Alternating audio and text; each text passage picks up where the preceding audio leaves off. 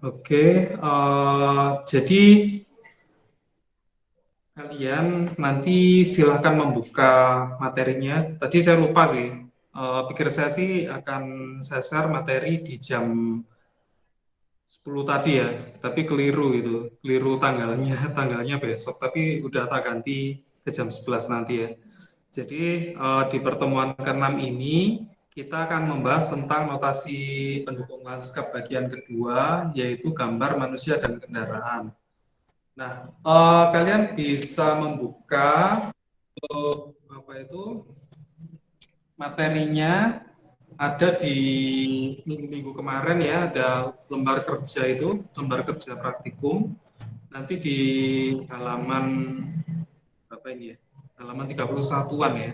Jadi di sini dibahas tentang notasi pendukung tersebut ya.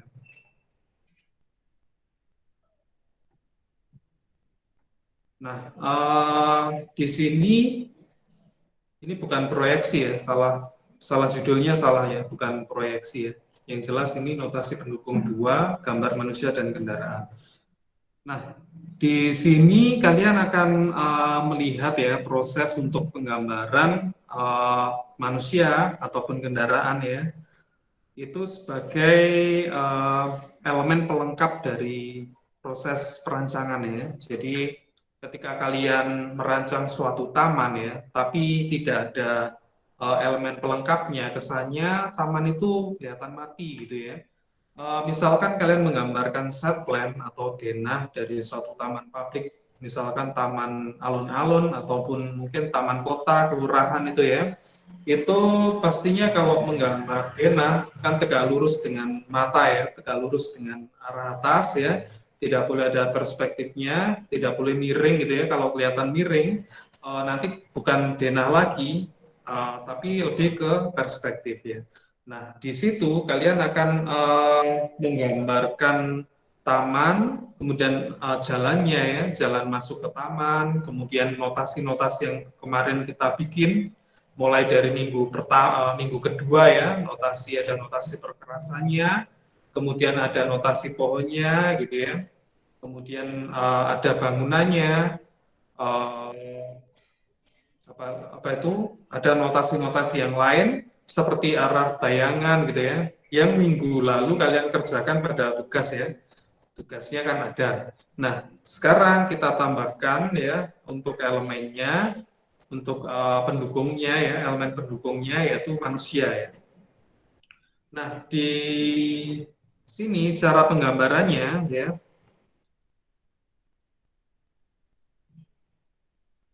kalian bisa membuat bagan-bagan seperti ini ya. Jadi di kalau kalian apa itu terbiasa mungkin gambar karakter komik gitu ya, di situ kalian bisa membuat proporsinya ya. Jadi sudah terbiasa tanpa garis bantu pun kalian sudah bisa ya.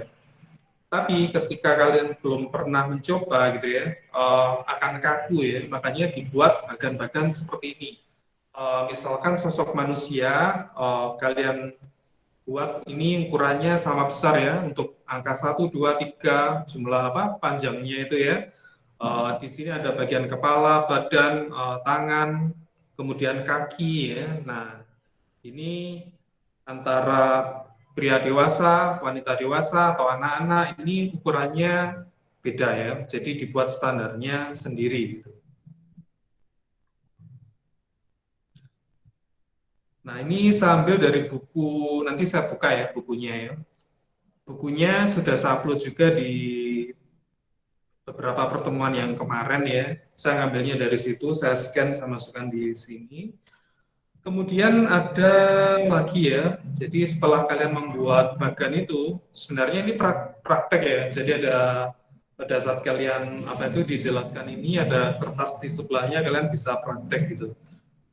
Tapi untuk menyingkat waktu, saya jelaskan teorinya aja ya. Kemudian detail manusia harus sesuai dengan ukuran ya. Semakin besar ukuran, semakin tinggi tingkat detailnya. Ketika kalian menggambar seseorang ya, seseorang di sini mungkin bukan elemen pelengkap aja sih. Misalkan kalian menggambarkan di sini ada orang ya, kalau posisi orangnya itu deket, wajahnya kelihatan ya, gambarkan detailnya gitu. Mukanya detail, matanya terlihat, hidungnya terlihat, mulutnya terlihat gitu ya. Tapi kalau posisinya dia sebagai pelengkap dari suatu rancangan ya, tidak mungkin kalian menggambarkan secara detail banget gitu ya. Di gambar sebelah kanan itu bisa kalian lihat elemen pendukungnya ya. Di sini mukanya tidak detail, kemudian tidak usah menampilkan mata, hidung ataupun mulut gitu ya. Jadi nggak perlu, asalkan kalian menampilkan sosok orangnya itu gitu ya. Kemudian di halaman berikutnya ini ada contoh-contohnya ya. Misalkan ada orang berdiri gitu ya. Nah, ini secara arsitektural gambarnya gini ya. Jadi kalau kalian membuat karakter kartun ataupun anime gitu ya, kalau disandingkan dengan gambar arsitektural rasanya kurang pas saja ya. Tapi ya nggak apa-apa sih, asalkan proporsinya dapat gitu ya. Jangan kalian menggambar Doraemon gitu, ataupun Pokemon dan lain-lain ya, karena gimana ya, secara elemen pelengkap itu nggak belum bisa mewakili gitu ya. Gambarkan manusia biasa aja, kemudian asalkan kelihatan sosoknya, gelap terang mungkin bisa dapat ya. Nah, seperti itu.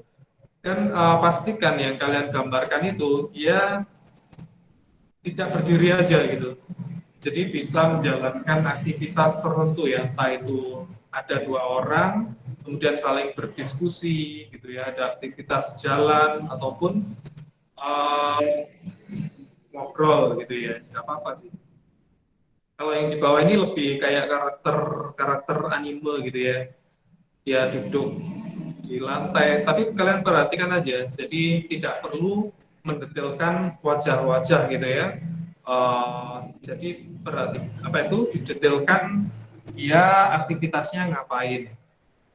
Kemudian kalian lihat unsurnya ya, cara goresannya ya, cara goresannya itu arsirannya bisa kalian lihat arsirannya garis-garis gitu ya, tidak diusuk-usuk atau di apa ya, istilahnya kalau pensil itu kayak diratakan pakai kapas itu bukan ya, atau pakai tisu ya.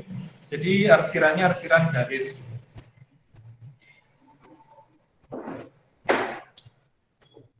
Nah, kemudian bisa kalian lihat lagi ya, selain aktivitasnya orang ngapain, ya, kemudian perlihatkan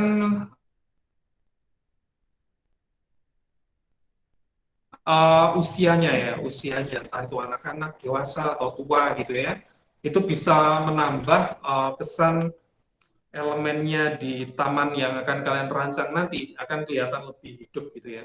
Apalagi kalau ada aktivitas mendorong kereta barang atau troli atau uh, membawa kendaraan yang lain gitu ya. Nah ini contoh yang lain, ini ya nggak apa-apa sih kartun, kelihatan kartun gitu ya, kayak karakter-karakter kartun gitu ya nggak apa-apa juga sih. Kemudian kalau tadi dia sebagai background aja ya, jadi ini elemen pelengkap ya. Nah, kalau kita elemen pelengkapnya ini posisinya di depan ya, di depan mungkin tamannya agak jauh di belakang ya, kan bisa jadi pas orang lewat kita pas apa itu nggambar, jadi posisi orangnya itu lebih di depan daripada rancangan kalian gitu, ya kelihatan lumayan detail juga ya untuk orangnya itu. Jadi diagram yang pertama kali kita lihat tadi ya diaplikasikan di sini.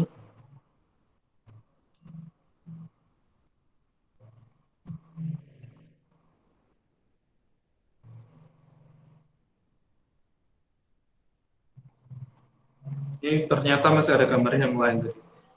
Oke, jadi ini kalau besar gini posisinya dia sebagai foreground ya, atau di depan dari taman yang dirancang gitu ya. Kelihatan detail ya. Jadi outfit atau bajunya orang itu kelihatan. Kemudian dia lagi megang apa, misalkan tas atau gitar di sini ya. Nah itu diperlihatkan detailnya. Kemudian keterangannya di sini, hindari membuat sosok manusia yang terlalu besar di latar depan ya. Jadi nanti kayak fokusnya itu fokus orangnya daripada taman yang kalian rancang gitu. Jadi ini tetap sebagai elemen pelengkap ya, jangan terlalu wah daripada taman yang kalian rancang gitu. Oke, tadi yang laki-laki ya, yang sekarang perempuan. Nah, di sini karakternya kelihatan kalau kayak apa itu kartun gitu ya. Ya nggak apa-apa sih kalau kalian gambarnya bagus gitu ya nggak apa-apa. Ditambahkan apa itu kayak gini ya. Nah, ini tipsnya perbarui pengetahuan tentang mode ya. Kalau kalian menggambarkan manusia ya. Jadi baju-bajunya itu yang dipakai itu yang kelihatan apa ya, kelihatan lebih modern gitu ya. Kalian juga bisa sih menggambar dari foto gitu ya. Itu nggak apa-apa juga gitu. Kemudian gambarkan sosok manusia berpakaian sesuai dengan suasananya gitu ya. Jadi pada saat ada taman apa itu di sebelah ada lomba lari gitu ya, di sebelah kanan ini ya kalian gambarkan ada orangnya yang sedang lari. Misalkan yang kalian rancang nanti taman yang ada jogging tracknya gitu ya, atau orang lagi nyiram bunga ya nggak apa-apa, digambarkan aja gitu. Kemudian selain sosok manusia ya, elemen pelengkap dalam suatu rancangan ya, biar kelihatan hidup ya, juga skalatis. Maksudnya skalatis ini proporsional ya.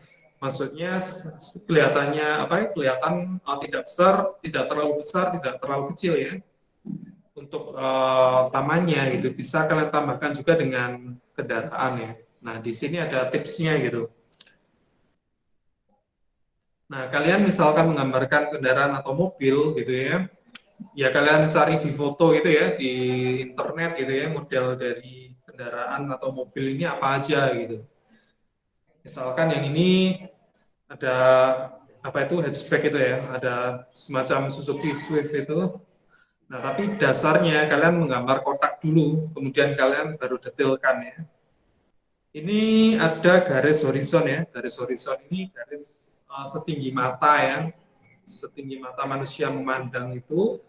Mungkin kalian bisa lihat di pantai gitu ya, contohnya ya, ada di pantai, kemudian ada laut itu perbatasan garis antara laut dan langit itu juga masuk ke horizon ya. Nah di situ sebagai garis acuan ya, ketika kalian menggambarkan entah itu nanti pas ketemu Pak Hendra menggambar perspektif ya, atau proyeksi nanti bakal ketemu garis horizon ini ya, dia sebagai apa ya, garis temu lah, garis temu antara uh, gambar apa itu sudut mata manusia untuk memandang ya. Kadang horizonnya berada di bawah, kadang berada pas setinggi mata, kadang berada di sebelah atasnya gitu.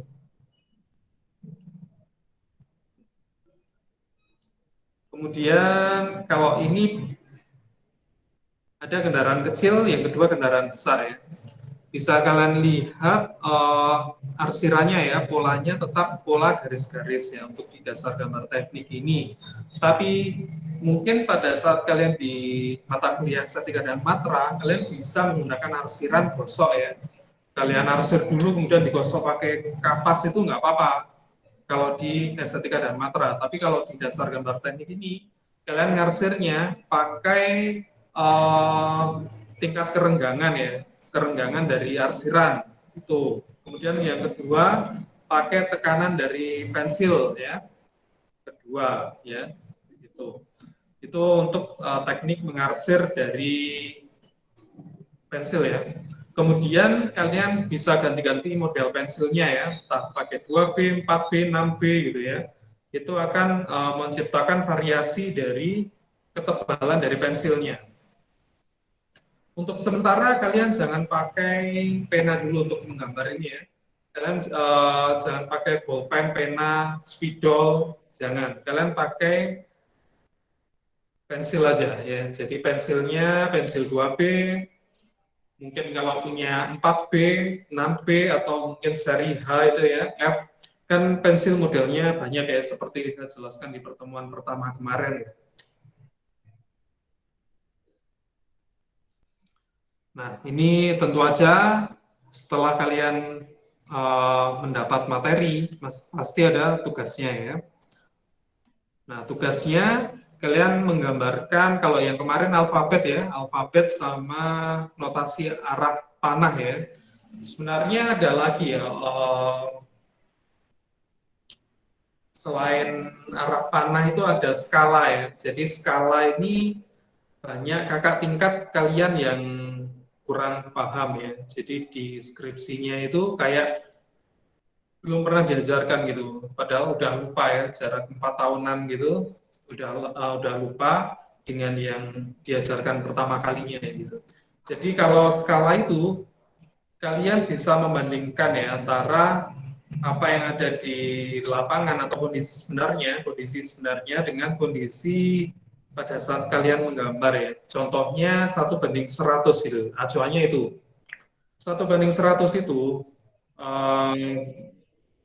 1 meter di lapangan ya, itu 100 cm ya. Sorry. 1:100 itu 1 cm ya, kebalik tadi.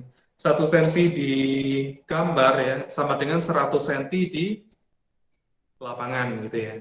Itu 1:100. Kalau 1:50 ya, berarti gimana? Kalau 1:50 atau 1:100 nanti beda lagi ya.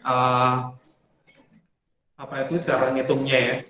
Kalau 1:50 ya, berarti 1 meter kondisi sebenarnya itu 2 cm ya, 2 cm di gambar kalian ya.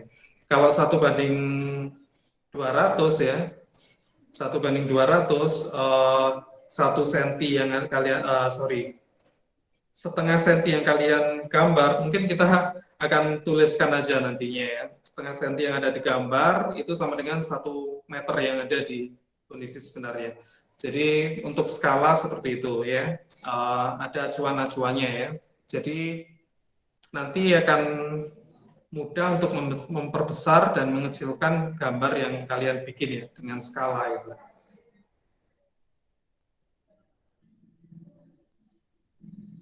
Oke, ini yang tadi ya.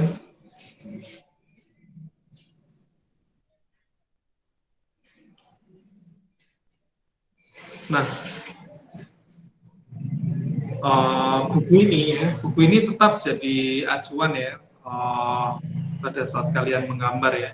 Jadi ini kalau posisinya kalian di Kota Malang, kalian bisa beli di toko-toko Gamas ya. Tapi kalau yang di luar kota saya kurang tahu. Mungkin di Gramedia kalian bisa menemukan yang seperti ini atau mungkin yang lebih bagus lagi.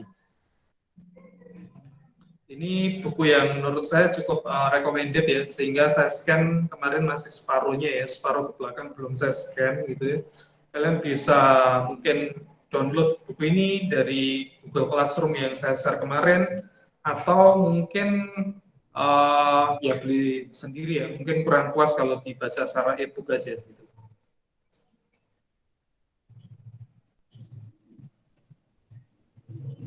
Nah ini harus saya download dulu ya, supaya bisa kebuka semuanya ya.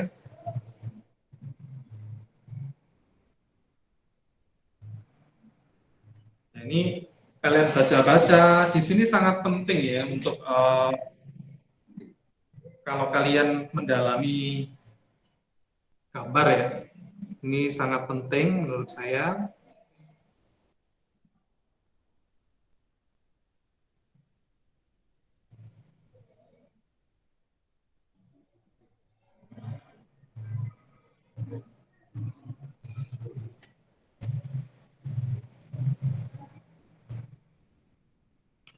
Nah, ini nanti untuk proyeksi-proyeksi ya, seperti kalian pada saat ikut di mata kuliah matematika ya, jadi bakal ketemu bangun ruang atau dimensi 3 ya, nanti di perspektif juga sama ya.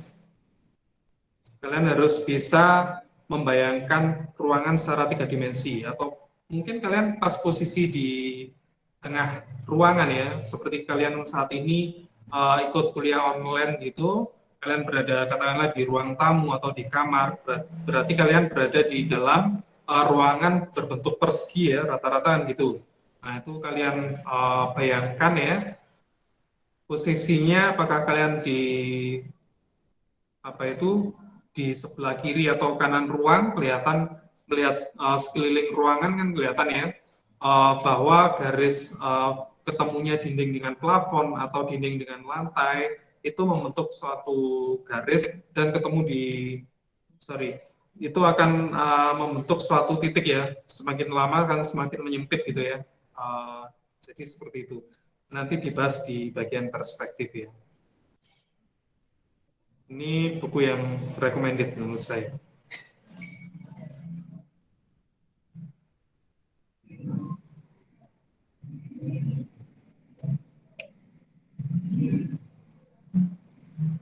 Habis ini saya tunjukkan tentang tugasnya ya.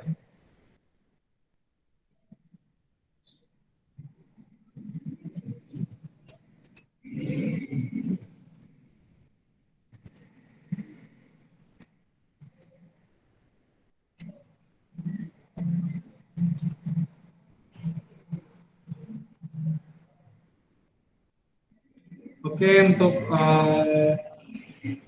tugasnya di sini kita lihat contoh dari kakak tingkat ya.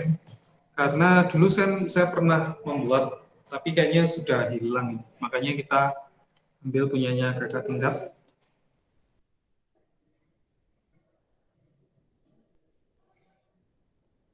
Oh, ini masih yang kemarin ya, sorry. Ini belum ya, belum dikerjakan sampai ini ya, belum ya ini ya. Belum Pak. Oh, ya.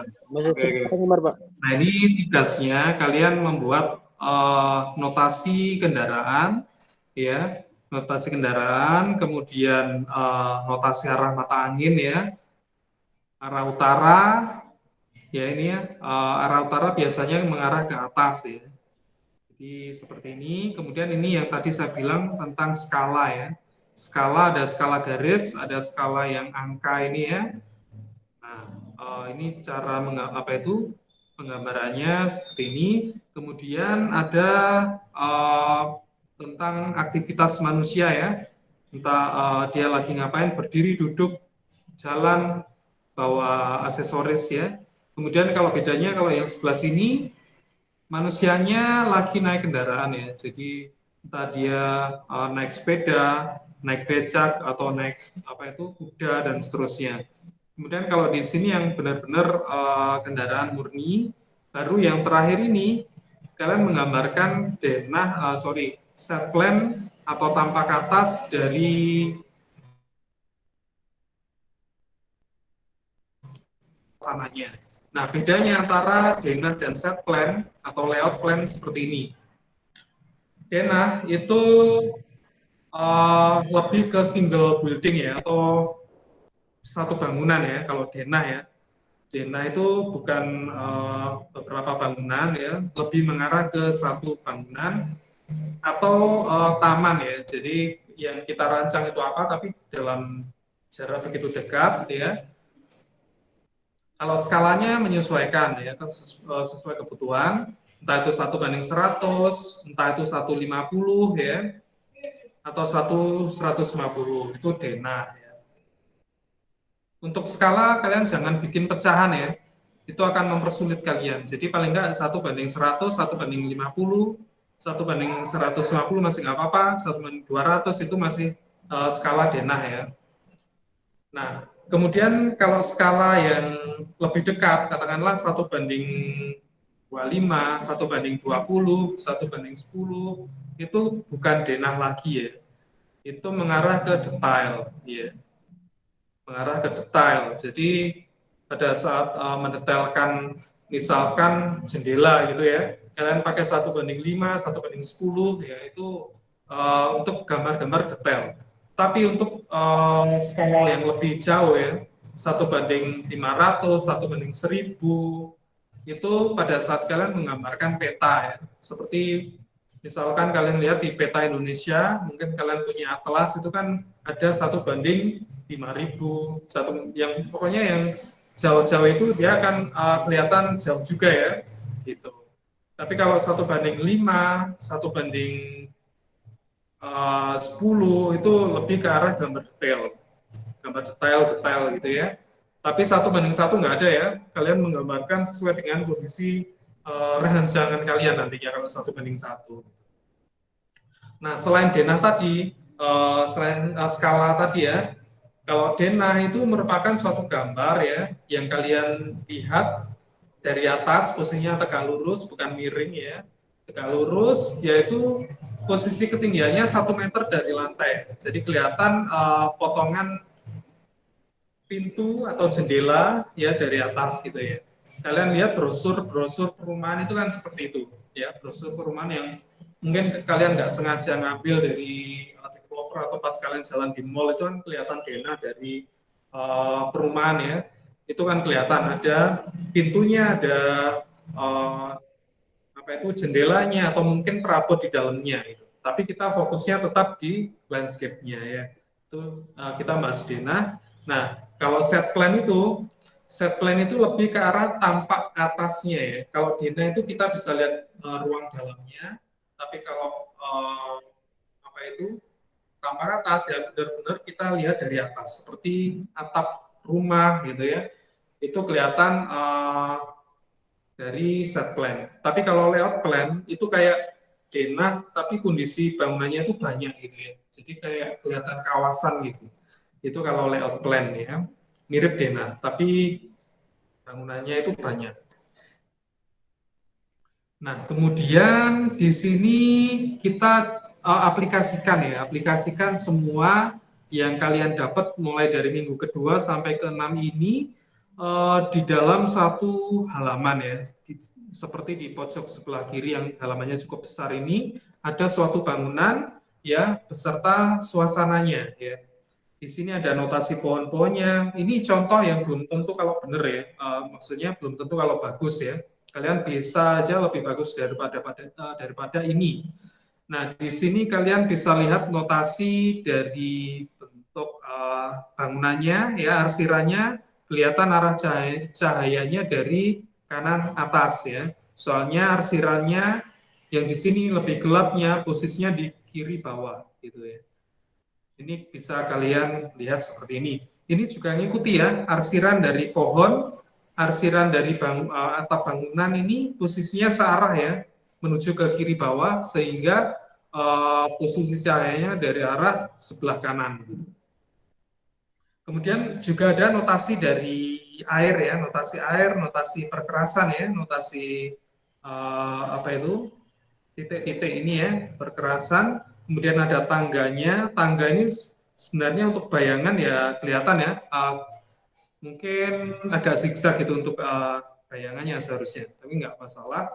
Kemudian kalian tulisi set plan ya, set plan karena kita kelihatan atap ya dari atas. Kemudian ada arah penunjuk anginnya ya, panahnya posisinya menuju ke atas ya, ini utaranya di atas gitu. Mungkin ada yang kurang skalanya ya, 1 banding berapa itu kan kurang. Kemudian contoh yang lain ini ya, ini juga bagus juga. Kekurangannya adalah dia pakai pena ya, sebenarnya bagus ya. Tapi rata-rata masih banyak yang kurang bisa menggambarkan kendaraan ya dari skala posisi ya. Kalian bisa aja cari di internet ya, misalkan kesulitan cari dari internet model mobil ini gitu ya, posisinya kan berada mungkin perspektif ya, posisinya akan berada di pinggir gitu ya. Kalian bisa mencontoh dari foto nggak apa-apa ya buat latihan di sini gitu. Kemudian ini ada beberapa kotak ya, kalian bagi ukurannya mirip seperti ini ya. posisi garis tepinya 1,5 cm ya dari pinggir kertasnya ya menuju ke dalam. Kemudian bagian bawahnya jangan lupa dikasih semacam kop ya, ada mata kuliah, nama mata kuliahnya, ada judul tugasnya, kemudian ada nama NIM kelasnya, kemudian ada kotakan nilai ya di situ. Seperti di gambar ini, kalian bisa download dari Google Classroom-nya.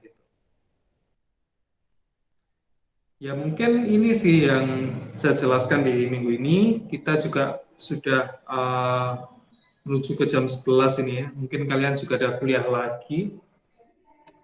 Mungkin ada yang ditanyakan dari kalian?